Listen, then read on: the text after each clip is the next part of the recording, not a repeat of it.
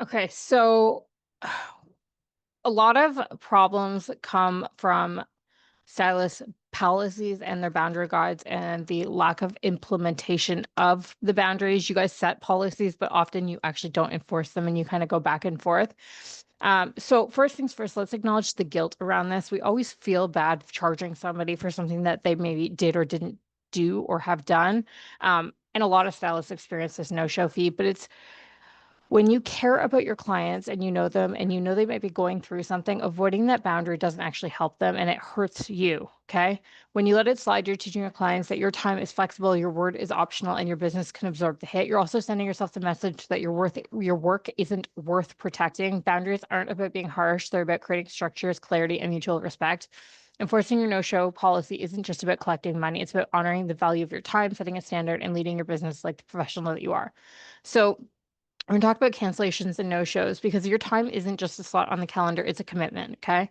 And when a client cancels last minute and doesn't show up, that time is gone, and you literally only have 24 hours in a day. If they take up 2 hours, you're not getting those 2 hours back. That's 2 hours that you didn't get with your kids, with your family, with your dogs, like doing charity work, whatever it is, you can't get those back. Right. And when we go in with the intention of like doing a service, our mind is not on the 8 million other things that we do. So we actually lose optimization in our day.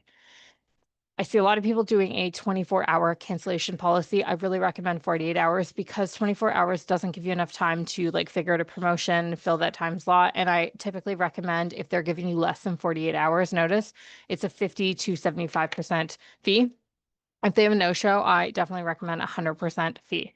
But here's the reality. In our industry, this rarely gets talked about. And the truth is, some no-shows might happen because the client's going through something, okay? Financial stress, embarrassment, or lack of understanding of how their absence impacts your business.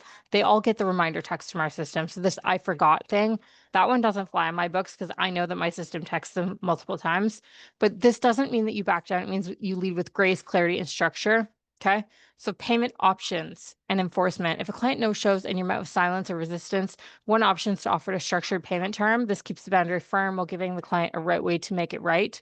Examples, hey, Grace, I totally understand if something unexpected came up. Per policy, I do charge for missed appointments. If needed, I can break the payment into two parts for you. Let me know what's best, okay?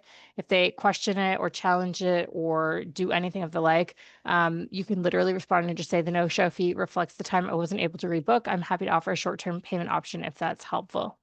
You're not bending the rules, you're enforcing them with options. You kind of want to like empathize with them. So like relate to what they're going through, right? Like if somebody says, like, for example, my daughter was sick. You want to like acknowledge the fact that you heard that, oh my God, Sarah, I'm so sorry your daughter's not feeling good, and I really hope she feels better.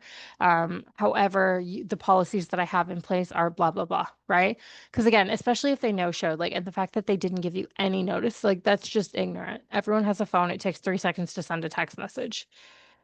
So setting the structure ahead of time, policies only work when they're communicated before the appointment. And here's what to have in place. You want clear policy language in your booking system, okay? But you want to go above and beyond this. And this is super, super important because not everybody reads. So whenever you get an appointment, you really want to send them like a confirmation video. And I do go over exactly why and how to do this in our Booked with Boundaries program. If you are interested, feel free to send me a message to learn a little bit more about that. They're going to get automatic text and email confirmations with cancellation terms, reconfirmations within 48 hours of their appointment, depending on your system. You may want to keep a card on file to secure appointments. This still also depends on your current capacity though. Like, so if you're not very booked, I really actually wouldn't recommend taking a deposit or holding a card on file because it can actually like block more people from getting into your calendar. What you want to create is the least amount of resistance as possible if you're not fully booked.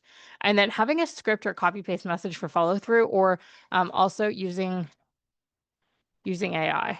Okay. I love AI because it takes the emotional aspect out of it. Your boundaries aren't cold, they're clarity. And clarity builds trust with your clients and with yourself and with the business you're building. And if you have a hard time wrapping your brain around this, there's a book that I'd really recommend that you read. It's called The Art of Not Giving a Fuck by Sarah Knight. It's a really, really good book. So if you need help setting boundaries in your business, if you're struggling to hold the line with policies, pricing, or client communication, and you're ready to stop feeling guilty for protecting your time, I do offer 30-minute strategy calls to walk you through it. The call is completely free, but since we're talking boundaries, here is mine. If you no-show or ghost the appointment, you will be invoiced a $65 no-show fee. After 5 minutes of no communication, the call will be canceled. I understand that Zoom has its glitches or whatever. But send me a message, call me, send me a text, that type of thing. Okay. Respecting each other's time is how we keep things clean, clear, and professional. And you'll see literally how I literally just told you my policies right here. And because you can see my face literally telling you my policies, it's going to psychologically register to you a little bit more than if I were to just text you, right? Because I look, sound, and feel like a human being to you, right? Like you have a little bit more emotional pull. So keep that in mind. So that's my calendar link. Feel free to grab a slot. If you have any questions, please reach out.